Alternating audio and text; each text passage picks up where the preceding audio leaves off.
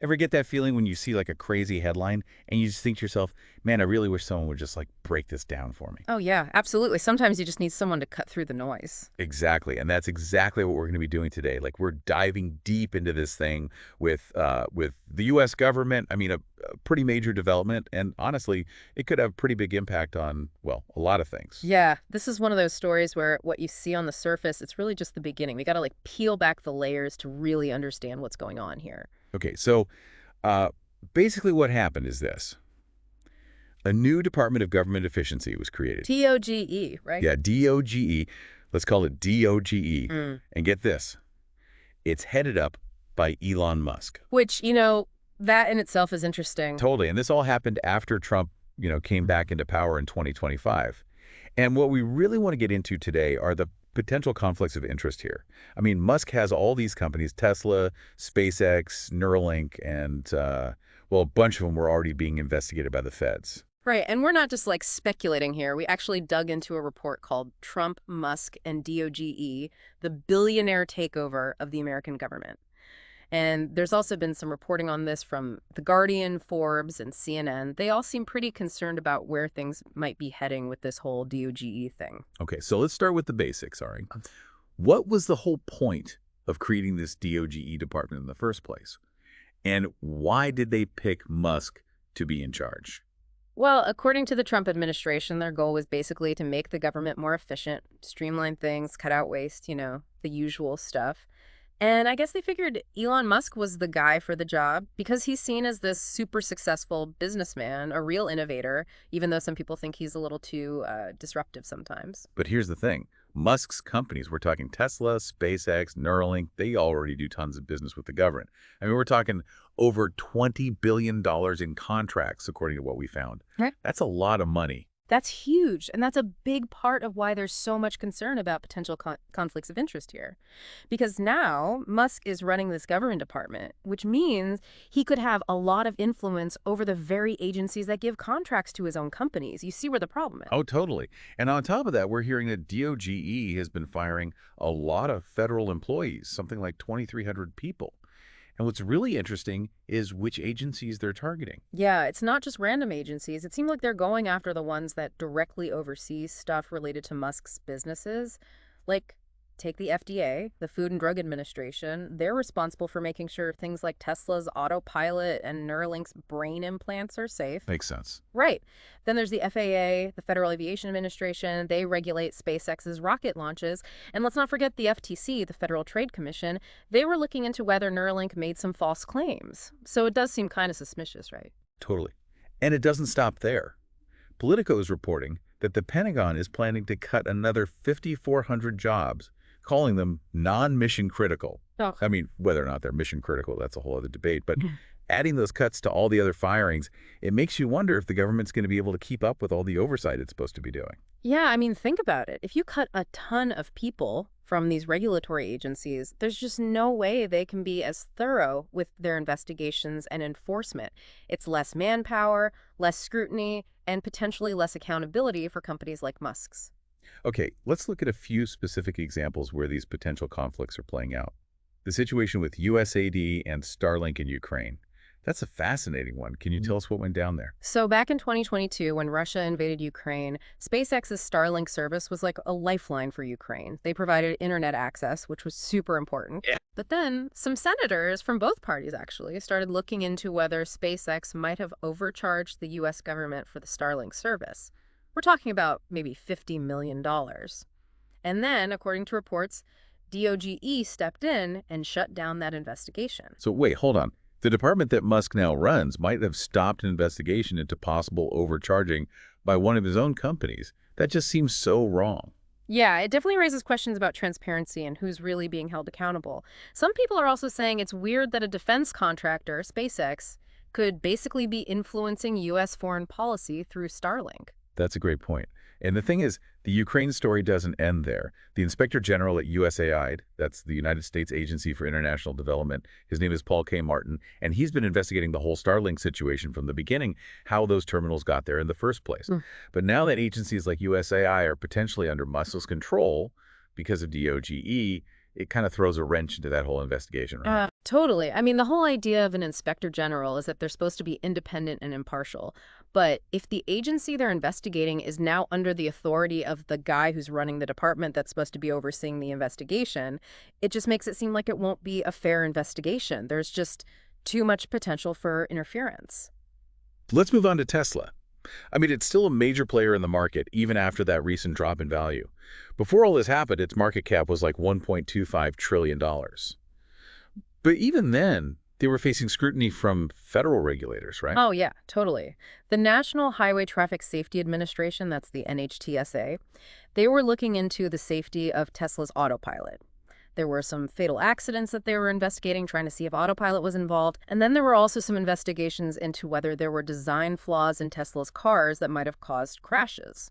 So now with DOGE streamlining things, maybe even shrinking those regulatory agencies, what happens to all those investigations into Tesla's safety and design? That's a big concern. It's possible that some of the people who are working on those investigations were let go.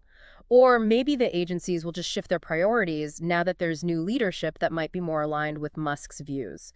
It's possible that the investigations could slow down, be less thorough, or even get results that are more favorable to Tesla. And then there's Neuralink, Musk's company that's working on these brain-computer interfaces. They did get the FDA's okay to start human trials, which is a big deal. It is, but they've also been facing their own set of investigations. Oh, right. Both the FDA and the Department of Agriculture have been looking into how Neuralink conducts its animal testing.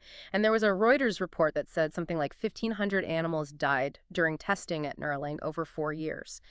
So that's raised a lot of questions about whether they're treating the animals ethically and if there's enough oversight of what they're doing.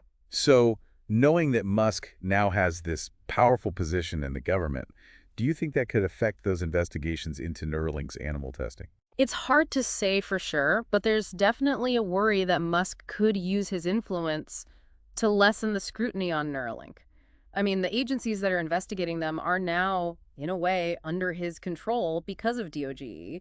It just creates this situation where it's easier for him to push for less regulation, which could mean the investigations won't be as thorough and the standards for animal testing might not be as strict. And, just to give an idea of how widespread this could be, Representative Adam Schiff said that there are at least 20 federal investigations into Musk's companies. I mean, that's a lot. That's a lot of investigations. And the point that Schiff and others are making is that Musk might be using his position in DOGE specifically to protect his businesses from being investigated properly. It's like he's trying to avoid accountability. Potentially, yeah. Some of the sources we look at are even saying that all these firings at government agencies, they might not really be about efficiency at all. They think it's more about putting Musk's businesses first, even if that means the public might be at risk. That's the argument, yeah.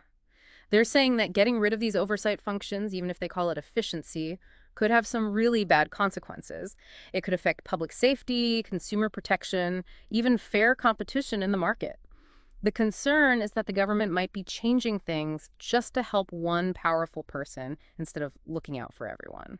And then there's the whole issue of taxpayer money. If Musk is running DOGE, there's a chance that a lot of that money could end up going to his companies. Like, what if he starts new initiatives or changes regulations in a way that benefits his businesses? Yeah, that's definitely a possibility. His position gives him a lot of power to steer government contracts towards his companies and influence policies in a way that makes them more money. And that raises questions about fairness. Are those decisions being made for the good of everyone or just to help Musk get richer? It seems like the market and the public are starting to react to all this. We saw Tesla's market value plummet. It went from $1.5 trillion at the end of 2024 to $706 billion by March of this year. Could that be because investors are worried about Musk being so involved in politics? It's definitely possible. The market doesn't like uncertainty, and when things start to feel unstable, investors get nervous. And right now, there's a lot of uncertainty about what Musk's role in the government means for his businesses. So, yeah, that big drop in Tesla's value could be a sign that investors aren't so sure about their future anymore. And it's not just the stock market. Some of our sources say that Tesla sales have been tanking in Europe, like in Germany and France. They say sales dropped something like 76% in Germany and 55% in France between February and March. That's huge. It is a huge drop, and it happened really fast. It does make you wonder if people are starting to think twice about buying Tesla cars because of what Musk is doing in politics. It could be that some people just don't want to support him anymore because they don't agree with his actions. There's also this really interesting thing about Starlink potentially being used as a bargaining chip in international relations. Can you tell us more about that? Sure. Apparently, there's a report that claims the U.S. might have used Starlink,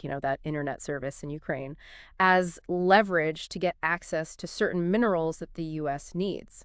If that's true, it raises a lot of ethical questions about using something that's supposed to be helping people in a war zone as a way to get what you want in a negotiation.